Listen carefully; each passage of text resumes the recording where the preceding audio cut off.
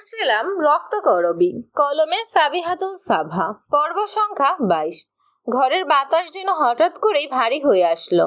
জ্যাস তাকিয়ে আছে, কিন্তু সে দৃষ্টিতে কোনো মনুষ্যত্ব নেই, আছে কেবল আগুন। চোখে জ্বলে উঠেছে লালচে রক্তিম রঙে, যেন চোখের ভেতরেই আগুন জ্বলছে। চোয়াল শক্ত করে চেপে ধরা, দাঁতের মধ্যে গর্জনের শব্দ, যেন পশু হয়ে গেছে।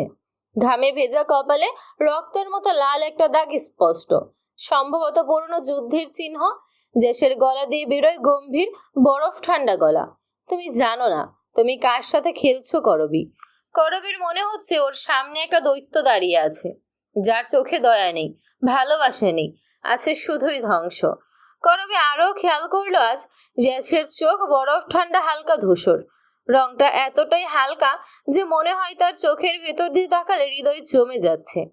তীক্ষ্ণ ঠান্ডা রক্তহীন, গা ছমছমে কালো লেদারের লম্বা জ্যাকেট, হাঁটু ছুঁই ছুঁই, ভেতরে রক্তের মতো গাঢ় মেরুন শর্টিন শার্ট, খোলা বোতাম, মাঝে মাঝে চামড়ার নিচে ছুরির দাগ দেখা যাচ্ছে। কোমরে পিস্তলের হোলিস্টার, গ্লোক 19, চকচকে রক্ত পিপাসু অস্ত্র। করবী ভয়ে চোখ সরিয়ে তুতলিয়ে বলে উঠল, তো তুমি তো তুমি তো ঘুমিয়েছিলে। জ্যাস এক পা এগিয়ে আসতেই করবী ভয়ে আরো পিছাতে চাইল, কিন্তু পেছনে ড্রেসিং টেবিল থাকায় আটকে গেল। জ্যাস এসে করবীর সামনে হাঁটু গেড়ে বসে ওর চুলগুলো শক্ত করে টেনে ধরে বলে উঠল, আমার ঘরে থেকে তুই প্রতিনিয়ত আমাকে আঘাত করিস। এত বড় সাহস আজ পর্যন্ত আমার বাপ করারও সাহস পাইনি। জ্যাস শিকদারকে এত হালকা নিচ্ছিস। জ্যাস আরো শক্ত করে করবীর চুল টেনে ধরে বলে উঠল, তোর কি মনে হয় আমি তোর উপর নজর রাখি না? আমি কৌশলে ঘুমের ওষুধ পাল্টে কিছু নর্মাল পাউডার রেখে দিয়েছিলাম। আমার সাথে থেকে তুই আমার ভাইকে বিশ্বাস করিস। শালার যার জন্য এত কিছু, তার হাত ধরে পালাতে চাচ্ছিস। করবী ভয়ে কিছু বুঝতে পারছে না। জ্যাস আবারও ওর সাথে এমনটা করলো, ওকে বোকা বানালো। ঘৃণায় বিষিয়ে গেল মন। করবীর চোখে ঘৃণা দেখে জ্যাস আরো রেগে গেল। নিজেকে শান্ত করার চেষ্টা করে বলল, পেছনে কি? করবী অ্যালবাম আরো লুকাতে চাইল। করবীর এমন তেরামো এতটাই রাগিয়ে দিল জ্যাস, এক থাপ্পড় দিতেই করবীর মনে হলো হঠাৎ যেন চারপাশের বাতাস থমকে গেছে। করবীর বুকের ভেতরটা কেমন করে উঠল, নিঃশ্বাস নিতে কষ্ট হচ্ছিল। এক অদ্ভুত ভার তার ঘাড়ে চেপে বসেছে, অদৃশ্য অথচ যেন জ্যান্ত। ঠোঁট শুকিয়ে কাঠ, হাত দুটো কাঁপছে, কণ্ঠনালীতে আটকে আছে একটা ঘন অজানা কিছু। চোখের পাতা ভারী, কিন্তু বন্ধ করলে মনে হয় আর খুলবে না। একটা ঠান্ডা স্রোত যেন পায়ের তালু থেকে উঠতে উঠতে পুরো শরীরে ছড়িয়ে পড়ছে। মাথার ভেতরটা হালকা হয়ে আসছে। চারিদিক ঝাপসা, মানুষ, শব্দ, আলো সব যেন জলের নিচে থেকে দেখা। কানে যেন কেউ তুলো গুজে দিয়েছে। বুকের ভেতরটা ধুকপুক করছে, অস্বাভাবিক ধীর। তারপর হঠাৎ সমস্ত শব্দ নিস্তব্ধ হয়ে গেল। এক মুহূর্তে করবীর চোখে অন্ধকার নেমে এলো, নক্ষত্রবিহীন অন্ধকার। শরীরটা ঝরে পড়লো যেন হাওয়ায় এক টুকরো কাগজ। জ্যাস কিছু বুঝে ওঠার আগেই করবী অজ্ঞান। এইটুকু মেয়েটা যেন অত্যাচার, খুন, বেঁচে থাকার লড়াই, রহস্য উন্মোচন সবকিছু থেকে পালাতে গিয়ে হাঁপিয়ে উঠেছিল। ভয় আর অতিরিক্ত চিন্তা এইটুকু বয়সে এত কিছু যেন তাকে ক্লান্ত করে ফেলেছে। এই থাপ্পড়টা যেন তার কাছে পাহাড় সমান ভারী কিছু হয়ে দাঁড়িয়েছে। জ্যাস ধীর পায়ে এসে করবীর মুখটা দুই হাতে আগলে ধরে বুকে মাথা রাখলো। তখনই করবীর চুল থেকে খুব সুন্দর একটা স্মেল আসলো। জ্যাস চোখ বন্ধ করে বলে উঠল, তোমার চোখে কি গাঁজা চাষ করবো? আজ রাতের জন্য আমার হয়ে যাও, সবকিছু মাফ করে দেব, প্রমিস। হামজা আজ কাজ শেষ করে ফিরতে ফিরতে বেশ রাত হয়ে গেছে। সে জঙ্গলে বাইক নিয়ে প্রবেশ করে ভাবলো, সকাল হতেই আগে ওই আপদকে বিদায় করতে হবে। এই কয়দিনে নূরকে সামলাতে গিয়ে হামজার মনে হলো ওর ওই 28 বছরের জীবনে একটু ধৈর্য কখনো ধরতে হয়নি। এই মেয়েটাকে সামলাতে যেই ধৈর্য ও ধরেছে। প্রথম দেখায় মেয়েটাকে গুন্ডি টাইপ আচরণ করতে দেখে ক্রাশ খেলেও এখনো সেই ক্রাশ জঙ্গলের ভিড়ে হারিয়েছে। এত অপরিষ্কার, অলস, বেয়াদব মেয়ে হামজা নিজের জীবনে দ্বিতীয়টা দেখেনি। সে দ্বিতীয়বার এই মেয়ের চেহারা ছায়াটাও দেখতে চায় না।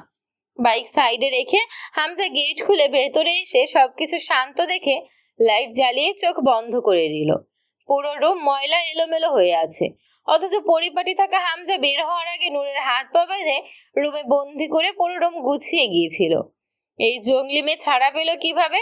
হামজা ধীরে ধীরে গিয়ে নীরের রুমের দরজা টোকা দিল। দরজা খোলা দেখে আরো অবাক হয়ে দরজা খুলে ভেতরে প্রবেশ করে লাইট জ্বালিয়ে দেখলো ভেতরে জঙ্গলি মেয়ে নূর নেই। হামজা ভয় পেয়ে গেল। এই জঙ্গলি কোথায় গেল? উফ, এই মেয়ে ওকে শান্তিতে থাকতেও দেবে না। হামজা রুম থেকে বের হওয়ার জন্য পা বাড়াতেই কাবার্ডের ভেতর নড়ে উঠলো। সে পিস্তল বের করে সামনে ধরে বলে উঠলো, কি এখানে কি আছো? সামনে এসো। কাবার্ডের দরজা খুলে ঠাস করে নূর নিচে পড়ে যাওয়ার আগে হামজা দৌড়ে গিয়ে কোলে নিয়ে নিল। ভয় পেয়ে বলল, এই জঙ্গলি মেয়ে, তুমি ঠিক আছো? নূর ঝাপসা চোখে মাথা জাগিয়ে হামজার দিকে তাকিয়ে বোকার মতো হেসে এক হাত উপরে তুলে একটা বোতল দেখালো।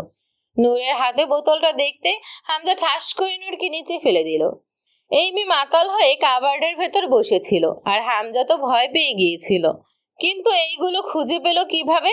নূর মাতাল হয়ে হেলতে দুলতে এসে হামজাকে পেছন থেকে জড়িয়ে ধরে উঠে গেল।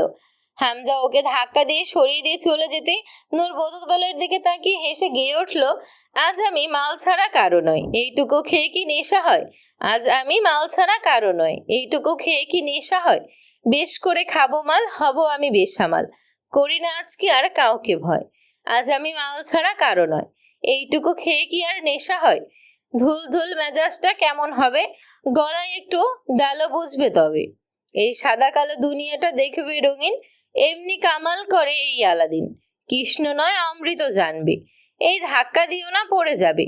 নূর নেশায় হেলে দুলে এসে পিছন থেকে হামজাকে জড়িয়ে ধরে গিয়ে উঠল, আজ আমি মাল ছাড়া কারো নয়, একটুকু খেয়ে কি নেশা হয়? হামজা তৎক্ষণাৎ ওকে সরিয়ে দিল, বিরক্ত নয় বরং অবাক হয়ে। নূর হেসে তাকালো সেই দামি বোতলের দিকে আর গানের পরের লাইনগুলো গুনগুন করতে করতে বলল, বেশ করে খাবো মাল, হব আমি বেসামাল, করি না আজকে আর কাউকে ভয়। তার চোখের ঝলক ছিল একটা উন্মাদ মায়ার, যা শুধু মাতালদের চোখেই দেখা যায়। নেশার ঘোরে নূর হামজার রুমের সামনে এসে দাঁড়িয়ে গেল। ভেতরে হামজা তখন শার্ট খুলে নতুন একটা শার্ট হাতে নিয়েছে।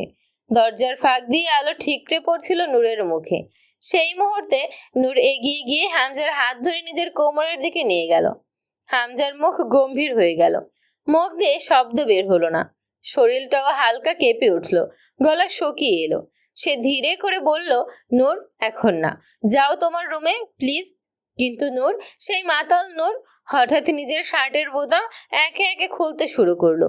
হামজা বিস্মিত, চোখ বড় বড় করে বলল, এই জঙ্গলি মেয়ে, তুমি তুমি শার্ট খুলছো কেন? নূর তখন ঠোঁট কামড়ে ধীরে আঙুল নিয়ে গিয়ে হামজার ঠোঁটে রাখলো। চুপ করে চোখের গভীর ভাষায় বলল, আমাকে আমার কাজ করতে দাও। হামজার শরীর থেমে গেল।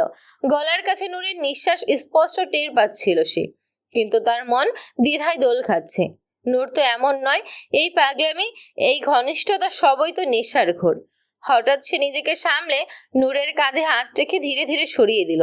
নূর, তুমি যা করছো এটা তুমি না, তোমার হুঁশ ফিরলে তুমি আফসোস করবে, আমি সেটা হতে দিব না। কিন্তু নূর হার মানার মতো না। আরেকবার এসে হামজার গলায় নাক ঘষে হালকা কামড়ে বসলো। হামজার গলা দিয়ে একটা চাপা শব্দ বের হয়ে গেল। ব্যথা না, বরং এমন এক অনুভূতি যা তাকে ভিতর থেকে কাঁপিয়ে দিল। তবুও নিজের সীমানা হারানোর লড়াইয়ে সে শেষবারের মতো কড়া সিদ্ধান্ত নেয়। নূরের কানের নিচে হালকা আঘাত করে তাকে অজ্ঞান করে দেয়। আঘাত নয়, বরং ঘুমের মতো গভীর বিশ্রামে পাঠিয়ে দেয় যেন। সে ধীরে করে নূরকে বিছানায় শুয়ে দেয়, তার শরীর জড়িয়ে রাখে একটা পাতলা কাঁথা দিয়ে। হামজা তাকিয়ে থাকে কিছুক্ষণ, চোখ আটকে যায় নূরের শান্ত মুখে, এলোমেলো চুলে আর অসহায় ভঙ্গিতে। তারপর নিজেকে ধরে রাখার শেষ চেষ্টা করে উঠে যায় ওয়াশরুমে।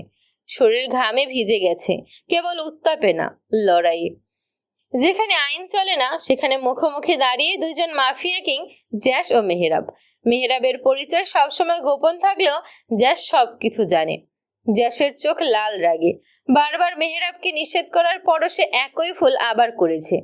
জ্যাস ঠোঁটের সিগারেট শেষ করে নিচে ফেলে পা দিয়ে পিষে ফেলল। মেহরাব বাঁকা হেসে বলে উঠল, আজ হোক কিংবা কাল, করবিকে আমি একটা স্বাধীন জীবন উপহার দিব। জ্যাস এগিয়ে এসে মেহরাবের কাঁধে ফু দিয়ে ময়লা উড়িয়ে বলল, আমার মনে হচ্ছে তোমার জীবনের প্রতি মায়া কমে গেছে। মেহরাব জ্যাসের কাঁধে হাত রেখে বলল, ওকে ছেড়ে দে জ্যাস, সব আগের মতো হয়ে যাবে। জ্যাস বাঁকা হেসে বলে উঠল, তোমার কি মনে হয় আসল ঘটনা জানার পর করবি তোমার নাম শুনতে চাইবে? সে তোমাকে নিজ হাতে জাহান্নামে পাঠাবে। জ্যাস রাগে মেহেরাবের গালে একটা ঘুষি বসিয়ে দিল। মেহেরাব থুত দিয়ে থুথু ফেলতেই দেখলো রক্ত চলে এসেছে। মেহেরাব ছুরি ছুরি মারে জ্যাসের দিকে। জ্যাস সরে গিয়ে দেয়ালের পাশে থাকা লোহার রডটা তুলে নেয়। এতবার নিষেধ করার পরও একই ভুল। এইবার ক্ষমা আমার নামের পাশে নেই। চিৎকার করে উঠে আসে রাগে কাঁপতে থাকা কণ্ঠ। জ্যাস এক ঝাঁপে মেহেরাবের বুক বরাবর রডটা আঘাত করে। মেহেরাব ছিটকে পড়ে যায় কাচের জানালার ভেতর দিয়ে। কাঁচ ভেঙে শব্দ হয়। মেহেরাব উঠে দাঁড়ায়, গালে রক্ত, তবুও চোখে আগুন। সে পিস্তল বের করে গুলি চালায়। জ্যাস পিছিয়ে দেয়ালের আড়ালে যায়, তারপর একসাথে 3টা ছুরি ছুড়ে দেয়। একটা মেহেরাবের কাঁধে গিয়ে বসে। মেহেরাব শব্দ করে ওঠে না, বরং হেসে ওঠে। ভাই, হইলেও তোরে ছাড়বো না। জ্যাস এবার তার ফেভারিট অস্ত্র নেইল ব্যাট তুলে নেয়। সে ধীরে ধীরে মেহেরাবের দিকে এগোয়, চোখে জ্বলন্ত প্রতিশোধ। তুই ভাই না, শত্রু। রক্তে আজ বিচার হবে। দুজনেই একে অপরকে ঘুষি, লাথি, ছুরি, ব্যাট দিয়ে মারে। রক্ত ছিটকে পড়ে চারপাশে। দেয়াল রক্তে লাল। কিন্তু জ্যাস একের পর এক আঘাত করে। মেহেরাবের পাঁজরে, মুখে, হাঁটুতে একটা ঘুষিতে মেহেরাবের নাক ভেঙে যায়। শেষে জ্যাস মেহেরাবকে মাটিতে ফেলে বুট দিয়ে তার বুকের উপর পা রাখে। এটাই তুই চাস, আমার ভালোবাসার বিচার? মেহেরাব জবাব দেয় না, শুধু রক্তে ভেসে যায় তার মুখ। জ্যাস পিস্তল তাক করে, কিন্তু গুলি করে না। আমি মাফিয়া, খুনি না। তুই ভাই ছিলি, রাক্ষস হইছস। আজ বাঁচা, কারণ আমি করবীর জন্য তোকে মারলাম না, তোর রক্ত থামাইলাম। এরপর জ্যাস ধীরে ধীরে অন্ধকারে হারিয়ে যায়। আর পেছনে পড়ে থাকে মেহেরাব, পরাজিত, রক্তাক্ত আর একা। করবীর জ্ঞান ফিরে। সে নিজেকে সম্পূর্ণ একা একটা আলাদা রুমে দেখতে পায়। এই রুমটা কিছুটা চেনা লাগছে।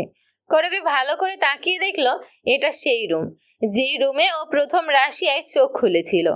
করবী চারপাশে তাকাতেই সোফায় জ্যাসকে ভয়ঙ্কর রূপে দেখতে পেল। হাতে ছুরি ঘোরাচ্ছে আর করবীর দিকে ভয়ঙ্কর দৃষ্টিতে তাকিয়ে আছে।